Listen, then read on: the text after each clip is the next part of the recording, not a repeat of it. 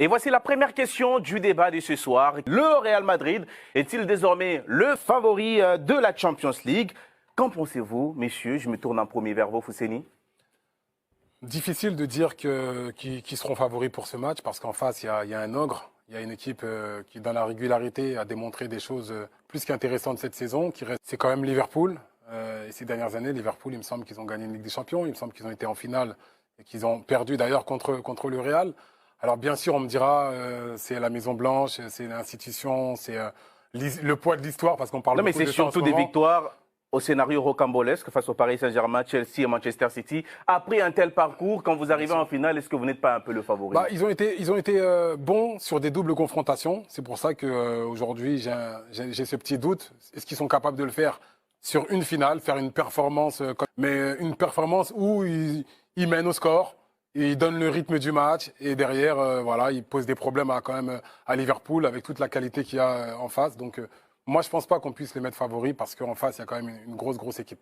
Du côté du Real, on a quand même des grands champions. Eux, ils savent effectivement comment on gagne des Ligues des Champions. Et justement, est-ce que quand on rencontre une équipe qui a gagné 7 fois lors des 7 dernières finales de Ligue des Champions, est-ce qu'on est favori?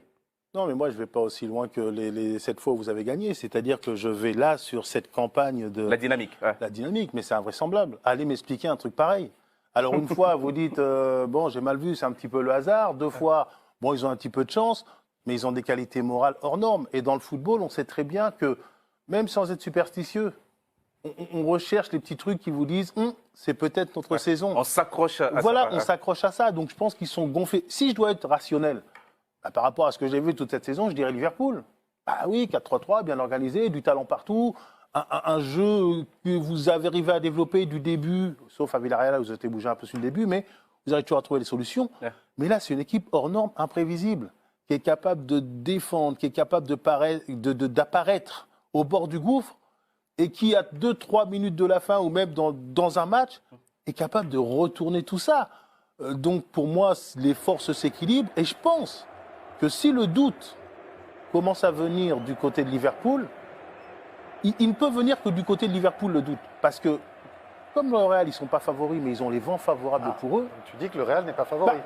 Rationnellement, c'est quand même, un point de vue non, mais si tu t'arrêtes rationnellement, ils ne sont pas favoris. Pour moi, de l'extérieur, mais pour eux, ils savent que ça va tourner en leur faveur. Je vous ai vu acquiescer quand Fousseni disait « je ne suis pas du tout sûr que le Real peut être favori sur une rencontre ». Parce qu'ils ont montré qu'ils pouvaient les faire sur des doubles confrontations. Mais là, ça sera sur un match unique au Stade de France. Oui, alors c'est vrai que... Et puis sur une double confrontation, sur quelques minutes en fait. Rappelez-vous, contre le PSG, ils sont dominés à l'aller et ils sont dominés pendant 1 heure au retour à Madrid. Et ils finissent parce que le PSG s'effondre par passer. Contre Chelsea, c'est un peu différent parce qu'ils vont gagner là-bas, c'est vrai. Mais le match retour, ils sont dans le dur. Et puis, à 89e, ils sont éliminés. Et puis, finalement, il se passe ce que tout le monde a évoqué ici, ce retournement de situation incroyable. Jusqu'à quand, effectivement, cet état de grâce peut durer? Est-ce qu'il peut durer sur 90 minutes en finale face à Liverpool, qui est quand même une équipe extrêmement solide? Moi, je rejoins ceux qui ont déjà dit que pour eux, Liverpool était le favori. Mais du coup, ce Real est encore plus dangereux parce qu'il n'est pas favori. Allez, on termine. On termine le tour des tables par l'avis de Franck Simon. La configuration d'une finale, donc un match unique, n'est pas du tout favorable au Real Madrid, mais je ne me prononcerai pas. Je pense que c'est ce qu'on me demande, Franck.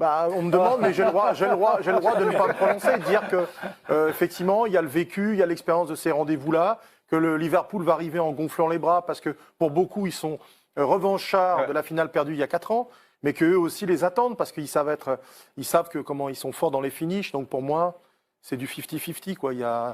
On voit Liverpool les écraser, mais je ne suis pas sûr que le Real soit écrasé, quoi. Il y a un élément important, c'est que d'ici la finale, le championnat d'Angleterre sera fini. On saura si Liverpool a été champion ou pas. Liverpool à Real Madrid, messieurs, 3e fois que les deux équipes se retrouvent en finale. Ça va être d'ailleurs l'affiche la plus disputée de l'histoire de la compétition, avec jusqu'ici une victoire partout, celle du Real Madrid en 2018 à Kiev, alors que Liverpool s'était imposé en 1981 au Parc des Princes. Ouais. Ce qui rappelle, messieurs, que la dernière finale perdue par le Real Madrid était donc contre Liverpool. Et en plus, en région parisienne, est-ce que l'histoire va se répéter encore? Vous nous demandez d'être devin, Charles. Non, mais moi, encore une fois, je pense que Liverpool, un Liverpool averti, justement, en vaut 2 ou 3. Ils ont quand même été bousculés à Villarreal par une très bonne équipe de Villarreal. Et donc, ça leur a servi d'avertissement. Ils ont vu ce Real Madrid capable d'éliminer Manchester City, leur grand rival en championnat, Chelsea, le tenant du titre. Donc je pense qu'ils vont arriver, même s'ils sont favoris, avec un bon brief de Jürgen Klopp en leur disant attention, c'est pas gagné les gars. Et puis je pense qu'il y a quand même cet aspect revanchard. Vous parliez de la finale de Kiev en 2018.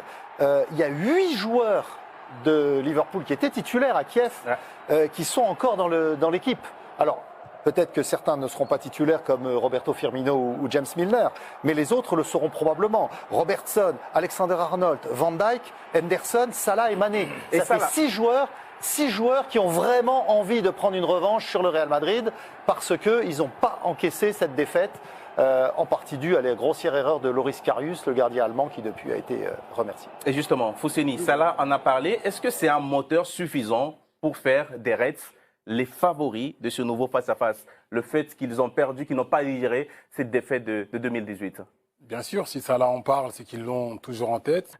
Ce qui en fait encore un peu plus un adversaire redoutable, c'est l'expérience de cette génération, également la génération Benzema, dont la plupart des joueurs ont déjà glané quand même 4 Ligues de Champions. Oui, ils ont gagné beaucoup de titres, mais moi, je peux vous dire que si on m'avait dit en début de saison, si vous regardiez les deux équipes au bout de 15 journées, comment l'une joue, comment l'autre joue, si vous m'aviez dit ils vont se retrouver en fin de saison pour un titre, j'aurais dit mais Liverpool va écraser cette équipe du Real. Ouais. Et là, moi, c'est pas le poids de l'histoire, c'est pas le poids du maillot, c'est peut-être ce qui a fait qu'ils ont réussi à renverser les situations. Ouais. Mais là, ils les ont renversées ces situations. Alors, je veux bien que Liverpool, la revanche, ce qui s'est passé, on est meilleur. Mais dans leur coin de leur tête, ils se disent, c'est incroyable. Paris, bon, c'est un petit accident, mais Chelsea, ils étaient quand même prévenus. 3-0 à 10 minutes du terme. City, ils étaient quand même prévenus. Ouais. Ils étaient prêts, ils sont passés à la trappe. Donc, eux, si ça ne se passe pas bien au fur et à mesure du match, ils vont se dire attention avec cette équipe. Donc, moi, je me dis que c'est un duel très, très équilibré. Vous auriez donné ce duel en début de saison, il n'y aurait pas eu photo. Ça aurait été Liverpool va. Mais aujourd'hui, je me dis, avec ces irrésistibles, et les unes le prouvent, il peut tout arriver avec cette équipe. Vous saviez, avant que les Real n'égalisent, on ne donnait que 1% des chances au Real Madrid dans notre live qualification Canal. Et ça s'est passé.